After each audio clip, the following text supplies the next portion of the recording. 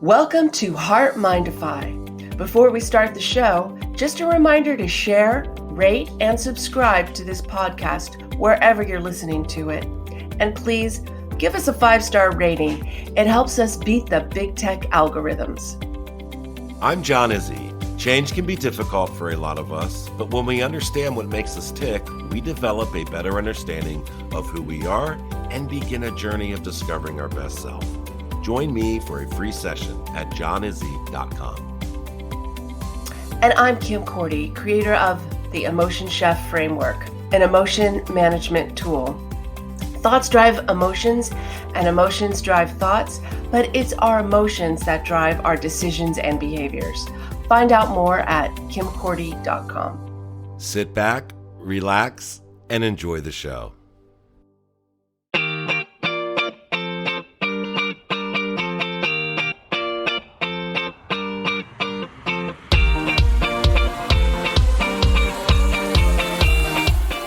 Knowing each other personally and socially for the past 10 years, Kim and John have joined forces, bringing years of experience and training, providing a platform for growth and personal development, along with a little humor. John is the heart, Kim is the mind, and together they are HeartMind-ify.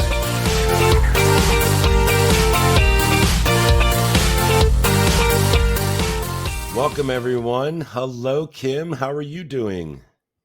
I'm doing very well, John. I had to use another word. Andrew was teasing me that I'm always saying fantastic, my husband, Andrew. How are you doing? I'm doing great. Thanks for asking. And I hope you all had a great week and enjoyed our podcast with Nurse Gina. We had a lot of great feedback, so keep your comments coming. We really do appreciate them. So today, Kim is going to talk about our 3 brains and how we make decisions. It's such an interesting topic. Where did you get the idea to start from, Kim? There's been a lot out, mostly for leadership around making decisions and using your head, your heart, and your gut. You can find books on it. There's a company an organization, I should say, in California that is solely dedicated to, it's called HeartMath. It's solely dedicated to the heart's influence on our body and decision making also. But in particular was this article, or I should say research article, and it was entitled Head, Heart, and Gut in Decision Making, Development of a Multiple Brain Preference Questionnaire. And Lord knows I love a questionnaire. So I had to read it. But the idea for people who aren't aware of this, we do have 2 extra brains besides the one in our head. Now, it's not the same as the one in your head, but they are a cluster of neurons, and they have everything that you need to have this communication going, not only within the neurons, but also to the head brain. The gut brain has about 100 million neurons, which is pretty big. It goes from your esophagus all the way down to your anus. Most of the communication, 80% of it's going directly to the brain from the gut, but there is some coming back from the brain to the gut. Then there is the heart brain. These are 40,000 specialized little neurons that sit in the upper right ventricle of the heart. You can look it up on Google if you want to know exactly where that's at, but that's where they all live. It's not like it covers the whole heart. It's just one little spot.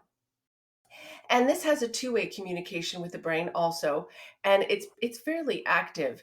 And it's an interesting bit of physiology, right? Like to think that there's extras, quote unquote, brains in our body. But what this research was talking about, or this article, is how they developed this questionnaire to see which brain you prefer when making decisions. So just to start out, like anything is a whole body activity. Like it's super, super complex in the sense that, it's not just one thing like, oh, this gut makes the decision. The brain is the powerhouse. That's the main engine, but there's a definite influence that we get. And their article is pointing out that you need to make sure that you balance these three. So, what I thought I would do is share with you and our audience some of what they found as to what it means if your greater influence is the head brain, or what if your gut brain influences your decisions more, or what if your heart brain does. So let's get started. John, the one thing that they did Uh-huh. before anybody in their test group, they all said to them, "Hey, what do you think your predominant brain is? The greatest influencer of your decisions? Which brain? Which brain would you choose?" Would I choose my heart for Yeah. sure? Although I think my gut would be right up there. For you, I think it would be your brain. My head brain? Yeah. Yeah, and that's what it turned out to be. But for 52% of the people who guessed at the beginning and then took the test, 52% found out that what they thought was their preference wasn't. Now that's interesting. So, isn't that interesting? And Yeah. I think that goes to show that we are not consciously aware, really, of what's influencing us. So, this whole exercise of taking this questionnaire really becomes a makes you more conscious, right? Yeah. Makes you more present in making these decisions. So before we go any further, I just wanted to say that. So if users will get access to this questionnaire, or listeners, if they want at the end, and I highly, if you take it, I highly suggest you guess first and then see what the results are, so you can see how spot on you are. Actually, I'm crazy head brain. It's ridiculous. Anyway, so let's talk about the first brain, and that's the gut brain. This is where you kind of identify yourself. If you think about it, it's really it's the deepest level of you. It's where you go for self-preservation. You know, you think like your gut reaction, if something's wrong, it comes from your gut.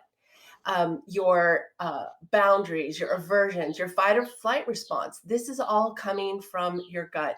Also, the impulse for action, this gutsy courage, the will to act. So if you are not connected to it from a gut perspective, you might not have the will to finalize that decision or to take action on it, because that's what the guts uh, focuses. This is what its function is. If you are a heavy user of a gut response for decisions, you might be relating to these descriptions. You're reactive, impulsive, action oriented. So while that might be good in some situations, in others it might not be. One of the things that they talk about in many of these books that are out there, in fact, this comes from a book called Head, Heart, and Guts: How the World's Best Companies Develop Complete Leaders. I just want to say, for those of you who say, "Oh, I don't need to listen to this because I'm not a leader, I am not a CEO." Yes, you are. You are the CEO of your life. The decisions that you make impact your life. It impacts the lives of those around you, your family. So never think that just because it's geared towards leaders, that it's not geared towards you. You are a CEO in my world. So listen up and take advantage of this information. I can't agree with you more. I can't agree with you more. That's awesome advice. Very good. So, you got leaders out there. You're the type who take risks without enough information. You balance risk with reward. You act with integrity despite difficulties. You're not afraid to make tough decisions. You pursue success even in the face of adversity. So, Kim, does this relate to your intuition? Absolutely. It Okay. does, because that's your gut instinct. Interestingly enough, and I want to bring in this another smart book called The Secret Life of the Mind: How Your Brain Thinks, Feels, and Decides. There's different kinds of decisions in different circumstances, right? Yeah. If you're choosing a toothpaste, like, you've got so many to choose from. It's not like it's complex or difficult. You're looking at all the toothpaste.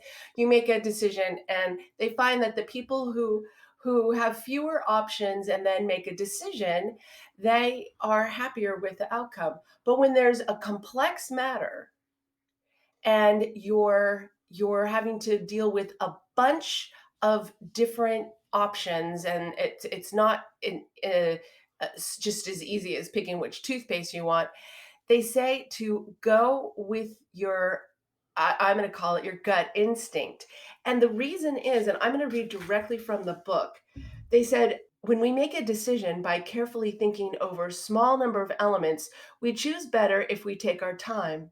Yet, when the problem is complex, in general, we make better choices by following our intuition than if we stew over it. And the reason is because our cognitive brain can only take in and handle so much information. And so our subconscious can handle a whole heck of a lot more. And that's where that gut intuition comes into play. I thought that that was really, really interesting. No, that's interesting. And the thing that comes to mind is I have a member of my family, and everybody will laugh when they hear this on Saturday, but I have a member of my family that takes forever in a grocery store. I mean, we'll go through and we'll just say, just pick one. It doesn't matter. It's all meat. Just pick something. And we laugh about it and give him a hard time about it. But and eventually he just makes a decision and we move on. But it's funny because you can see where there is this excuse me, struggle of what's going on in the head brain, and finally it's just, oh, I'm just going to go with what I want, and he just grabs it and goes. It's like he's giving in to his gut reaction. It's just kind of interesting. Yeah, this process is so complex.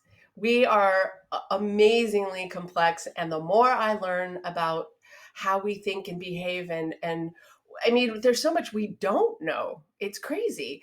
But anyway, that was a good use of explaining intuition and decision making, John. So thanks for bringing that in.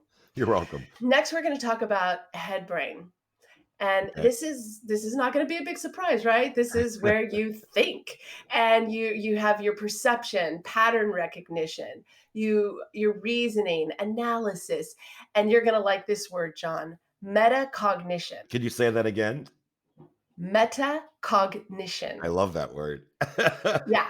And you know what that is? Thinking about thinking. So for people like me who think a lot and think about their thinking, that is that is it. That's what we do. Now So that makes perfect sense. see, this is why, guys, I'm the mind in this and John's the heart. So this is also where we make meaning of things, and we know like grass is green, or how to use scissors. Languaging, narrative, like how to explain things using language is what that means, or metaphors. So this is happening all in your brain now. You can tell me, John, if you see me in this, because I read this. Of course, I didn't look at myself. I looked at my friend Liz and thought, this is so Liz. And I told her this. She laughed. She agrees. So signs of an over head brain in overuse, over planning, focused on what could go wrong, too involved or trying to do it all, are often viewed as cold and impersonal. Yeah. Uh, Okay. So yeah, yeah. some of that I can agree with. Yeah, I don't think I'm cold and No, I impersonal, don't but think I you are can either. be. Oh, I well, think people think I can be. really? I don't know. I don't get that impression. But no, I can see where those overuse signs are prominent in some people that are really big head thinkers. So yeah, so that makes sense to me. Okay, now for you CEOs out there of your lives, in leadership, you rethink strategies and frameworks, you reframe boundaries. You're a global thinker without losing sight of short term goals. So you can see the big picture and the short picture. You are open to ideas from within or without your personal life or your organization, it doesn't matter. And you are good at developing a point of view. So that is your head brain. Next, last but not least, and probably for a lot of people, including my friend John here, Yes. our heart brain. So the heart brain prime functions are emoting, which is your emotional processing, like your grief, your anger, hatred, joy, happiness, all of those emotions. Those are, and people, and this is not like a shocker. I mean, when emotions happen, you feel it in your heart. And now you know where you're feeling it, that little right ventricle, upper right ventricle. And then it's where your values are, what's important to you, your priorities. So when making a decision, not the gut saying, "Am I going to take action?" The heart is, or the head's like, "Does this make sense?" Like analyzes it. The heart brain is like, "How do I feel about this decision? How does it affect my priorities, what's important to me, but also your relational affect, your felt connection with other people, how will it impact them, like your heart brain, it has those feelings of love or hate or indifference towards others, compassion or uncaring, like or dislike. So that's where the heart comes into play. So what's coming next, John? Signs of overuse. Oh, here we go. All right, get ready, strap in. Concern about self-image, impact on others or the lives of others. You're so concerned about what people think of you, or how you're impacting other people. Not necessarily that gut where it's self-preservation and taking care of yourself. You're worried about others and what others think of you. Potential to be a dreamer or to hope too much. So the people who are thinking with their heart, they're not necessarily stuck in reason. They're kind of dreamy, and then they also have a potential to show emotions too obviously and just too easily. You know those people. They have a term for it. That he wears his heart on his sleeve, or she wears her heart on her sleeve. So those are signs of overuse. So Kim, I want to jump in here because I think we're laughing and we're joking and we're giving some really good information, but I do want to say though, as we go through the overuse sections of both the heart and the mind and the gut, those are the overuse in most people is not something that happens all the time. If you're wearing your feelings on your sleeves all the time, then there's something going on that needs to be worked through, right? It's like it's you hear people say get out of your head, get out of your feelings.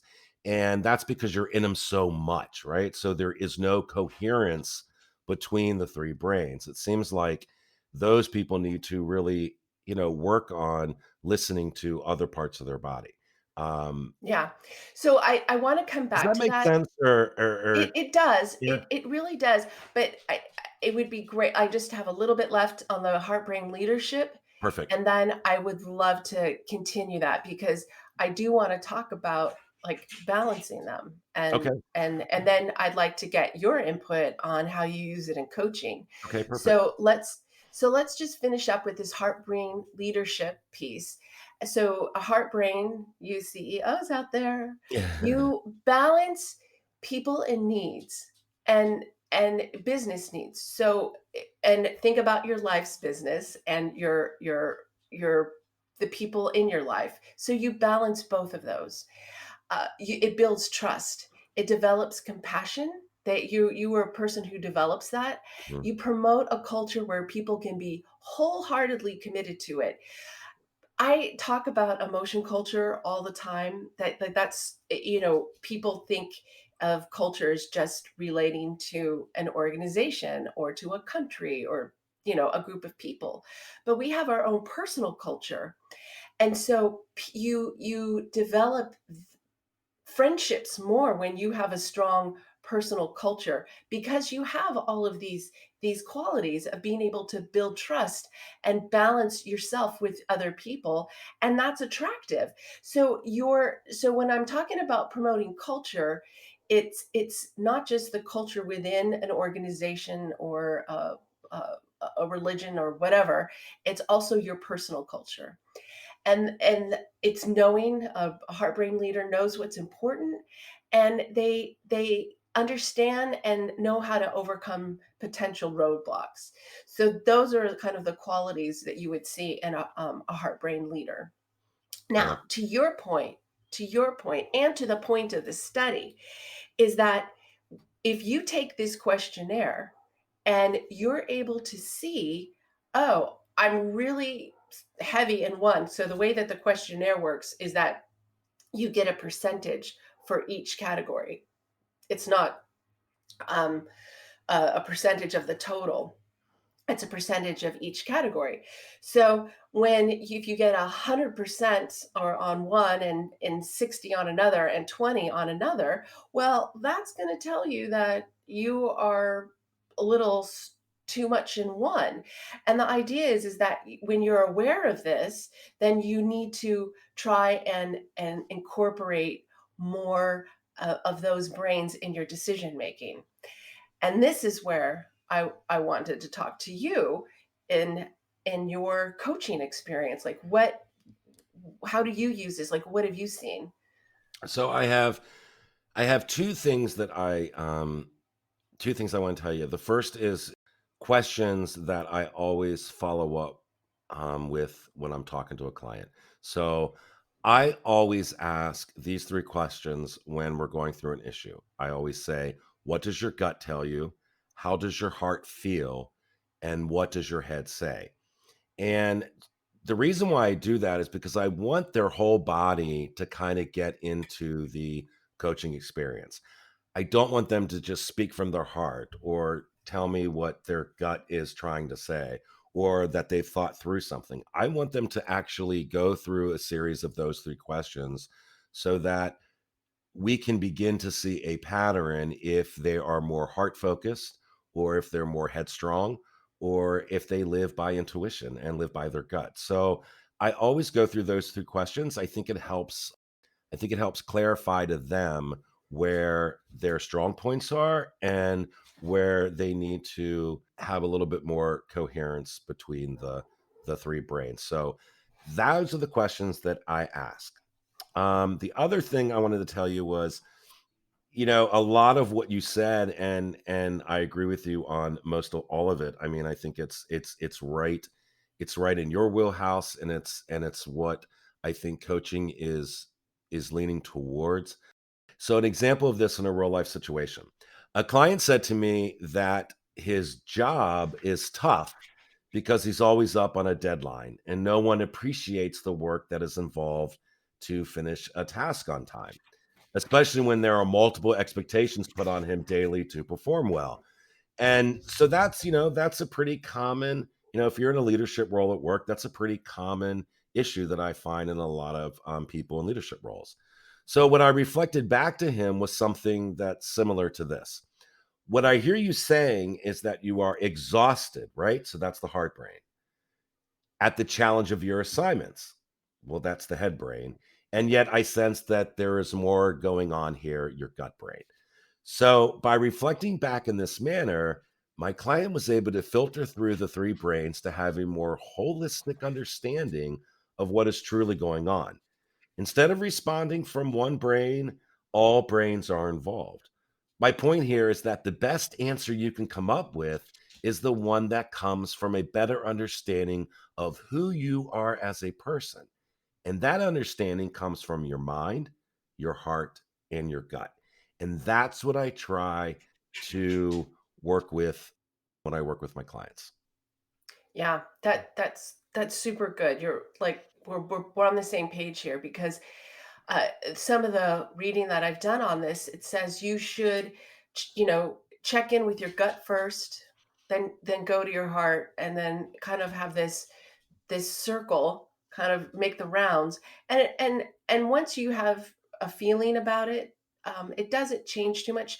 Thoughts can change your feelings, but you if you kind of go through your feeling might change as you think more about it, but kind of doing the loop is what I say, check in throughout, like, how do I feel, like you were just saying, but it's always going to end up basically in your head. Like the other two are an influence, because like I said before, this is a we're a complex adaptive system, like our human body, and it's an integrated decisions that get made.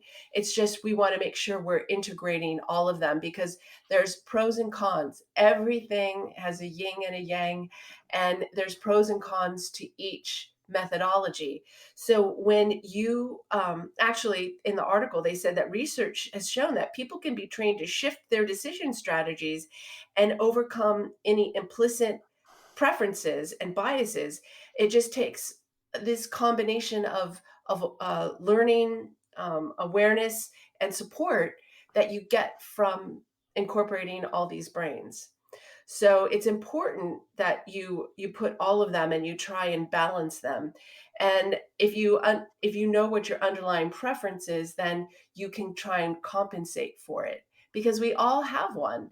And this would make for better balanced decisions. Now, we're not talking about doing this when you go out to buy toothpaste. This isn't when you say, "Oh, how does my heart feel? What does my gut say?" Exactly. These are, yeah. So this is, your kids are asking to do something and you're like, "Wah!" Like your initial response is, "No." Stop, do the rounds, and then give a response, or what a big life change. We're not talking about doing this for any little moment, but if you get in that habit, it's going to become more natural, because what happens, neurons that wire together fire together.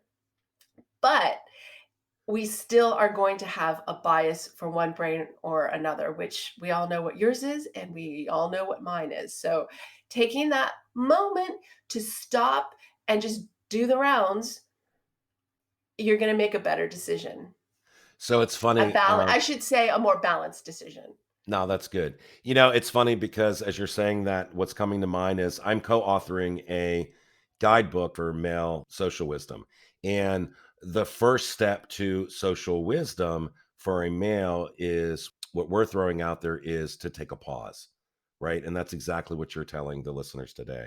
Take a pause, stop, take a deep breath, and just think about, what's going on? What's the situation, that's presented to you?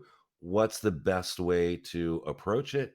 And really think things through. Because when you begin to do that, you realize that you continue to do that over little decisions, right? So if you get into the practice of doing something and you're consistently going at it, then that's going to become second nature to you. And you're going to begin to feel and begin to think and to begin to use your intuition in ways that you have never used before. And it's going to make you a happier person and a more in tune person with yourself, and then in tune with the people that you're communicating with. Right. And going back to being present, mindfulness is getting more and more attention. We talk about this all the time, right? Yeah. Mindfulness, it keeps you from being too much in the past or trying to project into the future. And a lot of the times, our decisions are made based on our past. And I do this all the time. I'm as guilty of it as anyone else, because I mean, this is just how we're built. And in little things, like I would say, "Oh, I don't want to eat that." And my husband goes, "Well, you haven't eaten this for a long time." He's like, "You might like it now." And I'm like, "Oh, stop being smart." And and and it's true. It's like, "Oh yeah, I had that once and I didn't like it, so you're never going to try it again." So it may sound silly, but if it, it's not like we can practice all this. It's not life changing to me if I don't eat something. It might be good for me, because if it tastes really good, I might gain even more weight. But but Touche. the point, yeah, but the point is that we are living in our past most of the time. It's fast. Mhm. It affects our emotions. It affects our thoughts. It affects our decisions. And I'm going to go back to my motto that is core to the emotion chef, which is emotions, thoughts drive emotions and emotions drive thoughts, but it's our emotions that drive our decisions and behaviors. Yes. So I don't care how cognitive you think you are. I have thought this thing through, all this blah blah blah, and the decision is made, and you make the decision that you feel is the right one. And in the end, it's the feelings and how you feel about it. So this is why it's so important to make sure that you have um, a good understanding and good emotional intelligence. Wow, Kim, this has been a really fascinating show today, and I think we've given the listeners a lot to think about today. I think it's been really good. So thank you so much for bringing up this topic and really kind of diving deep into it a little bit, you know? Thanks for saying that, John. I live for this stuff. I am a latent geek. I love it, love it, love it. And I'm excited to hear what we're talking about next week. Please share. It's your Ah. turn, John. Uh-oh, here we go. Here we go. So next week's gonna be an interesting show. You know, too many of us allow other people to determine our self-worth. So what we're gonna talk about is a secret I have. What other people don't see in you doesn't decrease your value. So that's going to be interesting. We're going to talk about that. So, Kim, look, it's been great. It's been a great show. And thank you so much for your thoughts today. Remember, everyone, if you are interested in taking the multiple brain questionnaire to discover your decision making preferences, go to emotionchef.com. Kim, have a great week and enjoy the rest of your day. Thanks, John. And you do the same. And thank you, everybody, for listening. We appreciate you. Thanks, everybody. All righty. Bye bye. Bye.